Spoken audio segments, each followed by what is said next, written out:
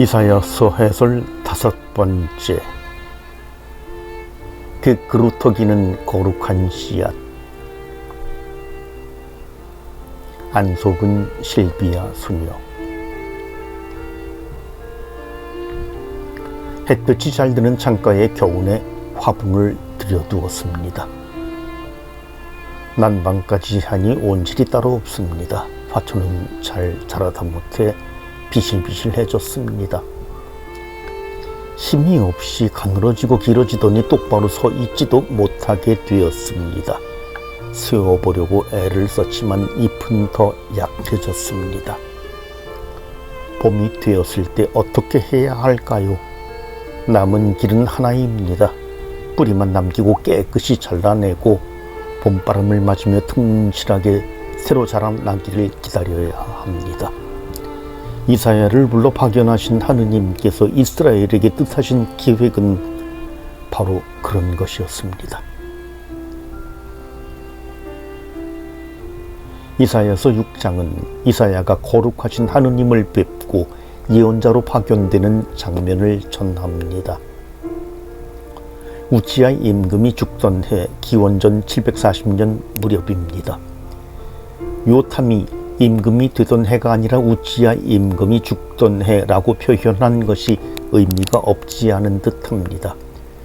그때 이사야가 본 것이 높이 솟아오른 어좌에 앉아 계시는 주님이었기 때문입니다. 어좌에 앉아 계시다는 말은 임금이라는 뜻이지요. 하늘 높이 임금으로 앉아 계신 주님과 죽어서 왕자를 떠나는 인간 임금들이 대비됩니다. 이사야는 예언자로 활동한 40년 동안 여러 임금을 만나지만 그들은 모두 덧없이 죽어갑니다. 거룩하신 하느님만이 영원한 통치권을 쥐고 계십니다.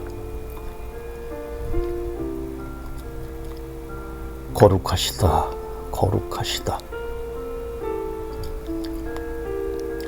거룩하시다, 거룩하시다, 거룩하시다. 만군의 주님. 이사야서에 하느님을 한마디로 묘사한다면 거룩하신 분이십니다. 이스라엘의 거룩하신 분이라는 호칭은 이사야서에서 특징적으로 나타납니다. 이 호칭은 이사야 예언서 제1부만이 아니라 제2부와 제3부에서도 계속 사용되어 후대의 편집자들이 기원전 8세기의 예언자와 같은 신학을 이어갔음을 드러냅니다. 하지만 이사야서 이외의 다른 책들에서는 거의 나타나지 않는 호칭이기도 합니다. 그런데 잘 알려져 있듯이 히브리어에서 거룩하시다는 단어는 분리하다, 따로 떼어 놓다라는 어근에서 유래하지요. 하느님의 거룩하심은 그분의 절대성, 초월성을 의미합니다. 인간이 마음대로 할 수 없는 하느님, 그분의 영역에 인간이 감히 범접할 수 없는 하느님이십니다. 이러한 하느님의 거룩하심 때문에 하느님을 배웠던 이사야는 큰일 났구나, 나는 이제 망했다라고 말합니다. 제가 있지 않습니까? 저를 보내십시오 하고 용감하게 대답했던 이사야의 소명 사화에서는 다른 예언자들의 경우와 달리 이의제기라는 요소가 매우 약합니다. 하지만 나는 이제 망했다는 이사야의 말을 일종의 이의제기로 볼 수 있습니다.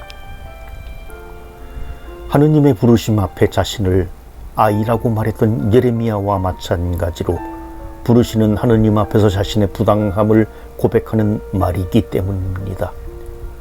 문제는 성과 속의 분리입니다. 입술이 더러운 백성 가운데 살면서 하느님을 배웠으니 이제 망했다는 말은 속된 세상에 속한 인간이 거룩한 하느님의 영역을 침범했으니 죽음을 피할 수 없으리라는 뜻입니다. 하지만 하느님께서는 스스로 부당하다고 느끼는 이사야를 합당하게 만들어 주십니다. 하느님께서 어떤 사명을 맡기고자 인간을 부르실 때 스스로 그 부르심에 합당하다고 말할 수 있는 사람이 누가 있을까요? 예언자들의 이 의제기는 빈말이 아니었습니다. 그들은 스스로 자격을 갖추고 있어서 하느님의 부르심에 자신 있게 나설 수 있는 이들이 아니었습니다.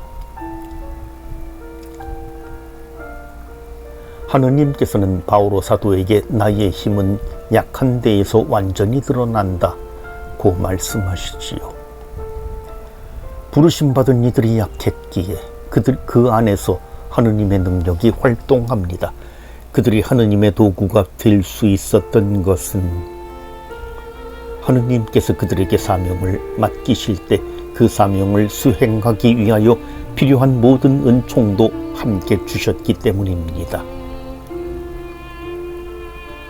이사야의 소명과 사명. 이제 하느님께서 당신의 일을 위해 보낼 사람을 찾으신 것을 본 이사야는 제가 있지 않습니까? 하고 나섭니다.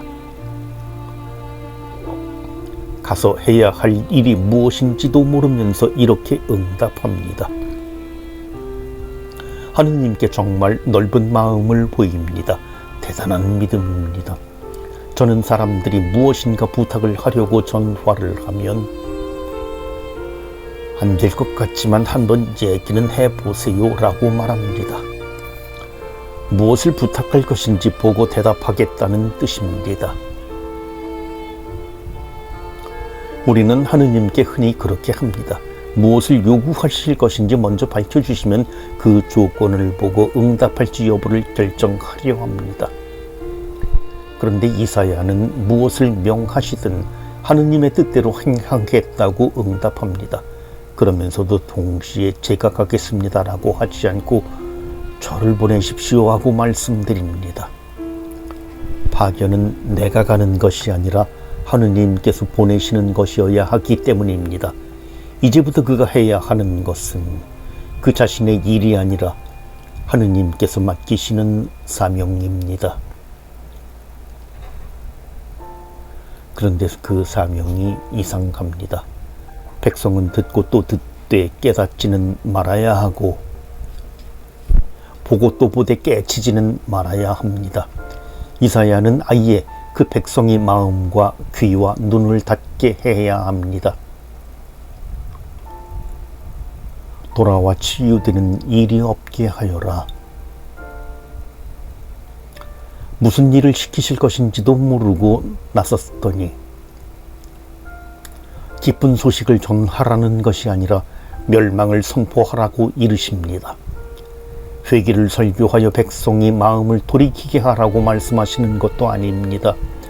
백성에게 하느님의 말씀을 전하기는 해야 하지만 그들이 그 말을 듣고 마음을 바꾸게 하기 위해서 전하는 것이 아닙니다. 에제키엘의 경우도 이와 비슷했습니다. 하느님께서는 에제키엘을 보내시면서 백성이 그의 말을 듣지 않으리라고 말씀하십니다. 그분은 그 사실을 미리 알고 계셨습니다. 그런데도 예언자가 침묵해서는 안 됩니다. 그들이 듣든 또는 그들이 반항의 집안이어서 듣지 않든 자기들 가운데 예언자가 있다는 사실만은 알게 될 것입니다. 이사야의 경우도 크게 다르지 않습니다. 백성이 귀를 기울일 것이라서 회개할 것이라서 하느님의 말씀을 선포하는 것이 아니라 그저 하느님께서 그에게 맡기신 일이 선포이기에 선포할 따름입니다. 듣든 듣지 않든 그것은 예언자의 몫이 아닙니다. 그루터기에서 새로운 시작을 언제까지 그래야 할까요? 하느님께서는 온 땅이 황폐해질 때까지라고 말씀하십니다. 아직 그곳에 10분의 1이 남아있다 하여도 그들마저 다시 뜯어 먹히리라. 백성이 모두 쫓겨가고 그나마 남아있던 10분의 1마저 다시 뜯어 먹힐 때까지 가야 합니다. 그때가 되어야 사람들은 비로소 그 예언자들의 사명이 무엇이었는지 이해하게 될 것입니다. 멸망을 겪은 이스라엘은 비로소 자신의 무능을 깨닫게 됩니다. 철저한 실패를 겪고 나서 이스라엘은 그들 자신의 힘으로는 하느님과의 관계를 유지해 나갈 수 없음을 깨닫습니다. 하느님께서는 그들이 멸망할 때까지 마냥 손을 놓고 기다리시지 않았습니다.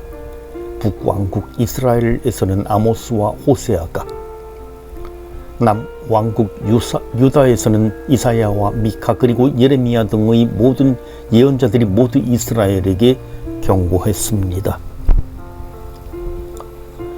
그런데도 백성은 예언자들의 말을 듣고 마음을 돌이켜 하느님께 돌아오지 못했습니다.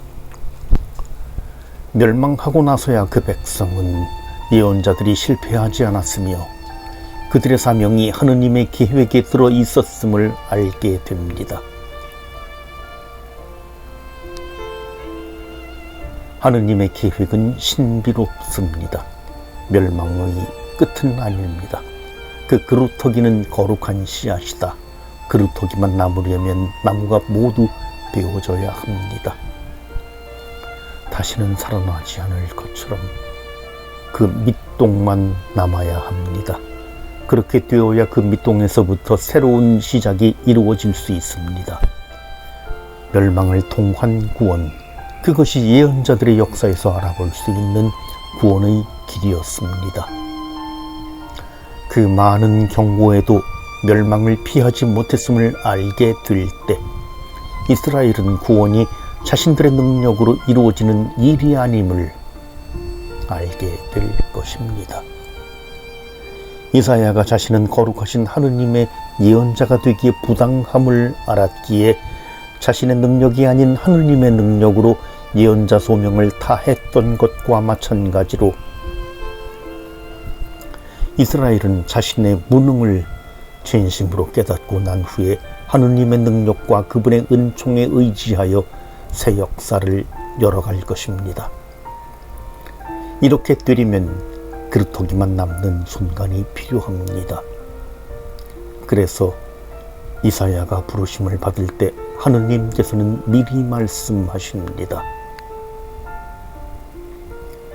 그 그루터기는 거룩한 씨앗이다.